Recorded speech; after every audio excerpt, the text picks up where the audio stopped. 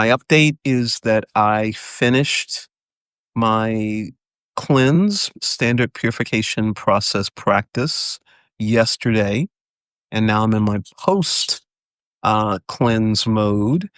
And my next venture is that I am going to do a 6-week shred that is free. I did have to pay money, but the money gets refunded if I achieve my goals, and I will achieve my goals, which is either you can achieve a weight loss goal, you can achieve a um, body fat loss goal. Actually, they say release because release is permanent. Loss means maybe you'll find it again. We don't want to find it again. And then there are a couple of other goals. If you're interested in that program, it's called Gravity Transformation. Hit me up and I'll give you the website to it. Um, and also, I'm starting at, I think I said on August 1st. Also, August 1st, I'm starting a fundraiser for the American Cancer Society. I will uh, swim for 5 miles and raise funds. So if you want to contribute to that, I can give you a link to contribute to that effort. Um, and then I started talking about, I'm in a sewing cohort, which is really amazing. It's 5 weeks. I haven't had not touched a sewing machine in 53 years. When I was in 10th grade in home economics, and I made a pantsuit. And the beautiful thing about this cohort, in addition to learning how to sew, and I attended one class, we unboxed uh, a new sewing machine, and at the end of 5 weeks, we get to take that new sewing machine home with us. So I'm very excited about that. Um, and I'm sure the big thing, 7 days. I have two shows coming up. First, a show on the 4th, and then 2 weeks later, a show on the 18th at the Marsh in San Francisco. You can be in person or you can do it online, and I'm in final rehearsals for that. It's already written. The other title was Grief. Grief is a Mess. And I said Grief is a Mess because I have this wonderful book, Grief is a Mess, which is probably you can't see because it's a mirror image, but I have the website in there. It was written and illustrated by Jackie Schuld. And this book really works well for me. I will just read the intro, and she says, "For my mom, I still cannot believe I have to live the rest of my life without you. Thank you for loving me unconditionally, showing me how to laugh amidst I can talk pain, and encouraging me to use my skills to help others. I love you more." Uh, the first part of it starts, grief is a mess. Someone tried to tidy it up with 5 stages: denial, anger, depression, bargaining, acceptance. Just to show you some of her wonderful illustrations. Get this book.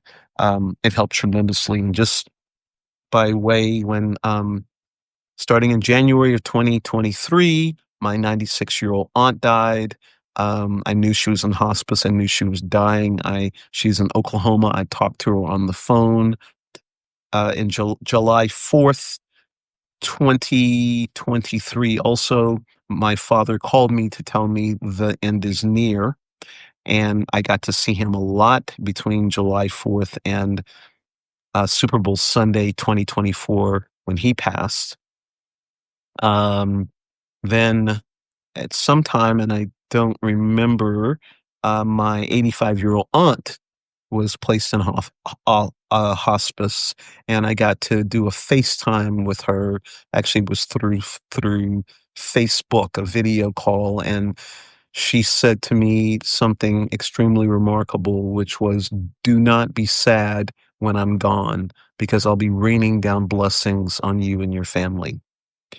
Uh, so to have these three extraordinary people pass with such grace and I'm sorry, I use it to die with such grace and dignity, um, really was a blessing to me. And then in around October, a very dear friend, family member, younger than myself, called me on the phone to tell me she was transitioning. And this woman, I had taken to cancer treatments, and she rang the bell and was cancer free, but the cancer came back. And she was dying, and I sat with her while she was in the hospital, and then went with her when she went to hospice, and chose not to see her while when she died, but I was there the day before she died, and the extraordinary gift she gave to me, and I wrote about it and said she died as she lived her life in love and caring about other people. Um, and her name was Charlotte Smith, or is Charlotte Smith. And then in April of this year, on my birthday, April 3rd, I had an acquaintance call and tell me that uh, she she told me her name is Clea. She told me that she had 2 weeks. She told me, I'm sorry, she told me she had 6 months to live, but that wasn't accurate. And I think she knew it at the time. And she said she was calling me, as I said, she was an acquaintance, to prepare me, and she didn't want me to find out, to be surprised by her death. And I think that the other reason she called me was to reconnect me with our mutual friend, to make sure that we would be there to support one another. And that mutual friend, um, actually came up for her celebration of life, and she and her wife stayed with me. So that was just a beautiful thing as well. Um, and now the situation I'm in now is that I have another very, very close friend, someone that I love, as I loved all these people and still love these people, um, is dying. And um, I had to, not had to, I had the privilege, is the way that I want to say it, of telling other people about what's going on with this person. Um, and Fortunately, I spoke to them very recently, less than a week ago, and we've always expressed our love for one another, and I did during that last communication as well.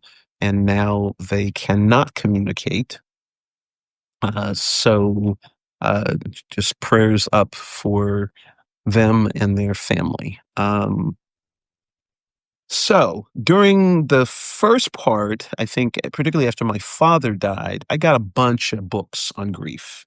I got 365 days of prayer for grief and loss, and these were really very much a comfort for me. They were daily, all daily reads. I got 365 days of understanding your grief. Um, and then I got Grief One Day at a Time, 365 meditations to help you heal after loss. And I also got Grief Day by Day, simple practices and daily guidance for living with loss. And these really worked well for me for a while, and I included them in my spiritual practices. And then they didn't work for me. So I stopped using them. And then someone mentioned this book, Grief is a Mess, which I started using and really resonates with me through the illustrations and through the realism. And it's not a daily read. However, if you wanted, it would take you maybe 5 minutes to read it. So you could read it every day. You could read it multiple times a day.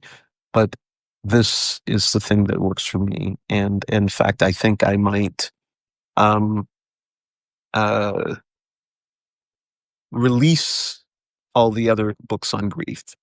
So I just wanted to share that with you. And Um, the other thing that I continue to do is express my gratitude for everything in my gratitude journal, um, and continue to live my life and to pour love over everything. Thank you for subscribing. Thank you for watching this. Let me know if you have any comments or thoughts or questions, and I'll see you next time, maybe at a Valkyries game. Ciao. Blessings.